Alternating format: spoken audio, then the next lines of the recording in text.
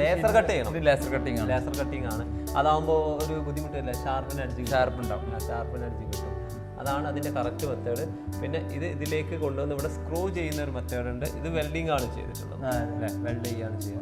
ഏതാണോ നല്ലത് ആ രീതിയിൽ ചെയ്യുക, ഡിസൈൻ അനുസരിച്ച് ചെയ്യാൻ ശ്രമിക്കുക.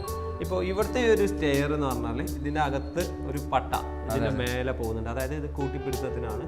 എന്നിട്ട് അത് നേരെ ഈ താഴെയുള്ള പട്ടയിലേക്ക് കണക്ഷൻ. അതാണ് സ്ട്രക്ചർ ബിൽഡ് ചെയ്യാറ്. ആ ഒരു സംഭവം നമ്മൾ ചെയ്യേണ്ടത് വീട് പണിയുടെ ടൈലിടുന്നതിന് മുന്നെയാണ് ചെയ്യുന്നത്. അപ്പോൾ പലരും എന്നോട് തന്നെ ചോദിച്ചിട്ടുണ്ട്, എന്താ ടൈലിട്ട് കഴിഞ്ഞിട്ട് ചെയ്തുകൂടെ? അടിയിൽ ഫിറ്റിങ്സ് ബുദ്ധിമുട്ടായിരിക്കും. അടിയിൽ ഫിറ്റിങ്സ് ബുദ്ധിമുട്ടാണ്, ഹൈറ്റ് ലെവലിൽ ചിലപ്പോൾ കൺഫ്യൂഷൻ വരും. നമ്മൾ അവിടുത്തെ ടൈല് തുറന്നെടുത്ത് പിന്നെ ആകെ പ്രശ്നങ്ങളാണ്. അതിനും നല്ല ആദ്യം തന്നെ ഫിറ്റ് ചെയ്യുക, പിന്നെ ടൈല് കറക്റ്റായിട്ട് ഫിറ്റ് ചെയ്യുക, അതാണ് നല്ലത്. വുഡൻ വർക്ക് വരുമ്പോൾ ലാസ്റ്റ് എപ്പോഴാണ് ചെയ്യേണ്ടത്? ശരി, ലാസ്റ്റ് ഫൈനൽ ടൈമിൽ ടൈലിടുമ്പോഴൊന്നുമില്ല. ഇല്ല ലാസ്റ്റ്, കാരണം ഫൈനലിടുമ്പോൾ തന്നെ ഇതെല്ലാം ഡാമേജ് ആവും. ഫൈനൽ ടൈമിലാണ് ഇത് കൊടുക്കുക, ഫൈനിങ്ങിൻ്റെ സമയത്ത്. ഓക്കെ, കറക്റ്റായിട്ട് പറയുകയാണെങ്കിൽ നിങ്ങൾ ഇതിൻ്റെ വർക്ക് ചെയ്ത് ഇതിൽ ഫിറ്റ് ചെയ്ത് നോക്കി എടുക്കുക, എന്നിട്ട് പോളിഷ് ചെയ്ത് എടുത്തു വെക്കുക അല്ലേ.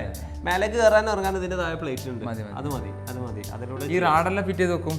ഇതൊക്കെ ഫിറ്റ് ചെയ്ത് കഴിഞ്ഞ് ഈ ഫുഡ് ലാസ്റ്റ് ഫിറ്റ് ചെയ്യും. ലാസ്റ്റ് നമ്മൾ